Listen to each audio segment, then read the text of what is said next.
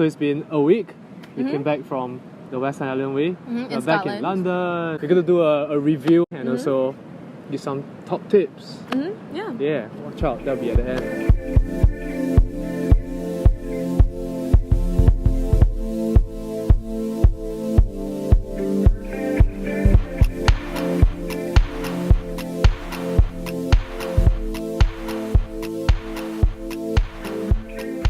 In general, how do you find the West Highland Way? It was my first time doing a multi-day hike that was emphasizing distance. I quite enjoyed it, so we were super lucky with the weather. This is my second time in Scotland. I think I was lucky both times, so maybe it's just me. That was actually my first long distance hike in the UK as well. Yeah. I think in January it was really nice. We didn't have rain. I think we had rain for like 5 minutes. seconds. 5 seconds. And we overreacted. We were like, ah! This time when we did the West Highland Way, we did not do the full section of it. We kind of like skipped two sections. So we skipped Mulgai to Balmaha. Inverrahnon to Crianlarry. Some older people told us that it's boring. So we kind of, we took the bus. Where's the bus? We're here for 1 hour. So we did the whole West Highland Way in about 5 days. Although a bit of a caveat is that our third day was basically 2 days squished into one accidentally. I refused to walk more. Yeah, it was like 40 km. Yeah, on Strava. Yeah, okay, so it turns out yesterday the reason we walked for so long is that Ming misread miles as km. So it was 25 miles, not 25 km. Yeah. We ended at Glencoe, and the area right before Glencoe was really beautiful. Right. But there was just too tired to enjoy it. Look at this view. But inside we are hurting. What was your favourite part of the whole of West Highland Way? You can go first. Throwing back the question.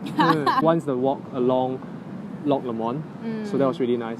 Yeah, so I think every day we were saying that we want to go for a swim. The second nice part that I really like is the part before Glencoe. The view was epic. You are like in a valley surrounded by really tall and snowy mountains. If you were in Lord of the Rings and in the middle part where like things really sucked but you have to keep going, I think that's kind of the vibe you would have. Yeah, but we were singing for quite a long. Oh yeah, the singing really helps. Yeah. Just need to distract yourself because pain is just neuron firing. Good. That's a top tip.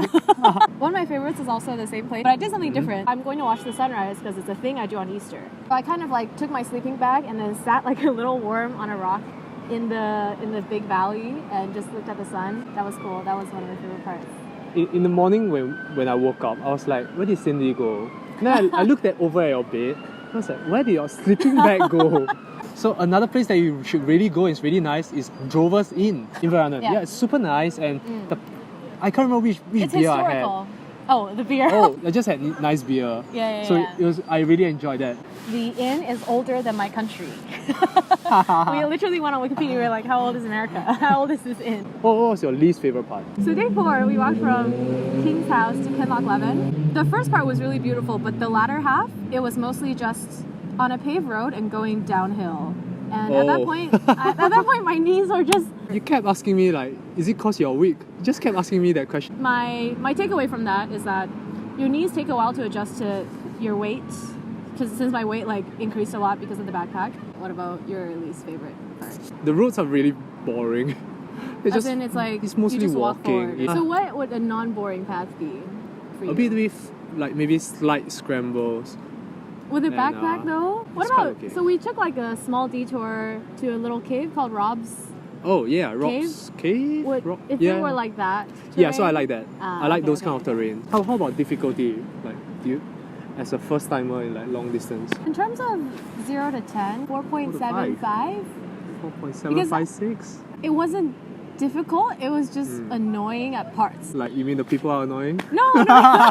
It felt repetitive versus challenging. Yeah, it wasn't technical at all, right? Yeah, I think it's super doable for almost for everyone. Yeah, the weight is the one that adds a little bit of factor into it. I think it's a very good walk starter walk. Yeah, starter for people who wants to try. I'll rate it a 2 to 3. Yeah. Terrain wise, it's definitely a 1, but 2 to 3 because of the distance itself. We did it in a very good season. We did it at the end of winter, and the flowers were blooming. So the flowers are blooming. It's pretty nice. Yeah. Right. So now we're gonna give some of our top tips.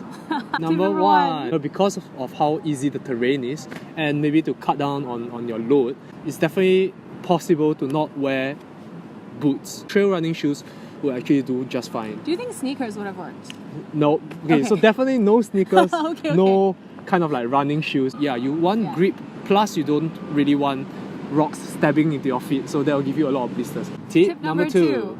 So there's a part right after King's House called the Devil's Staircase. It was like slightly, maybe mildly devilish. Yeah, it's quite doable. Oh, you get to see the Scottish iconic White House. Apparently, like this White House appears on kind of like Scottish snacks and like some of their paintings. It's kind of like on the snack kind of. Don't dread the Devil's Staircase. Yeah. Take it as exercise, I guess. Okay. This is life though. Take it as exercise. Tip number three. So we mostly stayed in hostels. There was one night, however, that we were staying in the little cylindrical house in King's House. All of us carried a sleeping bag because of that one night. And I was especially salty because everyone had like little cute it's like a little baby burrito. And then mine was like a...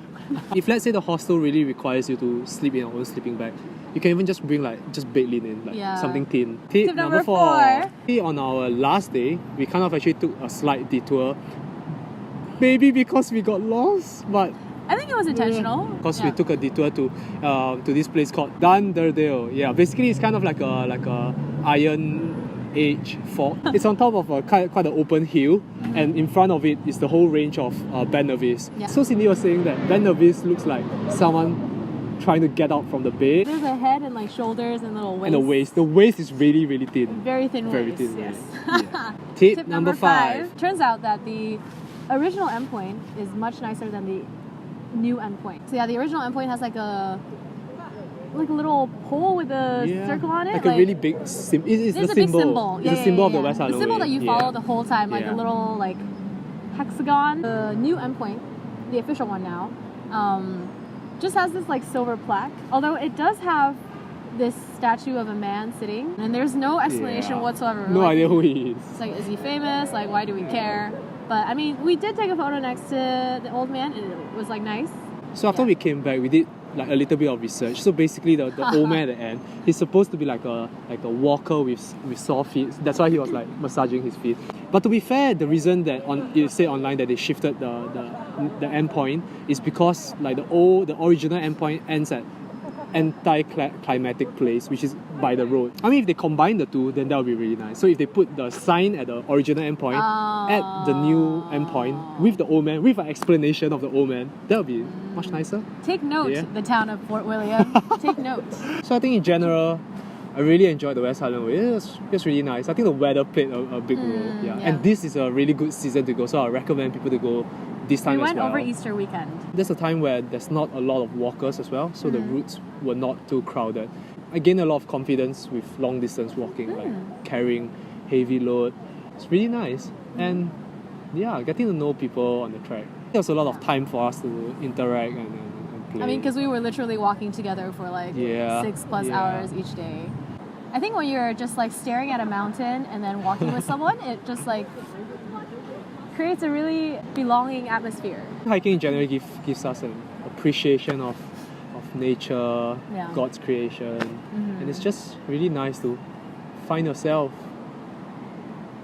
if you're lost. Find yourself. Yeah, and I think Scotland has this eerie quality to it, to the nature, that I enjoy. It kind of looks like big potatoes everywhere.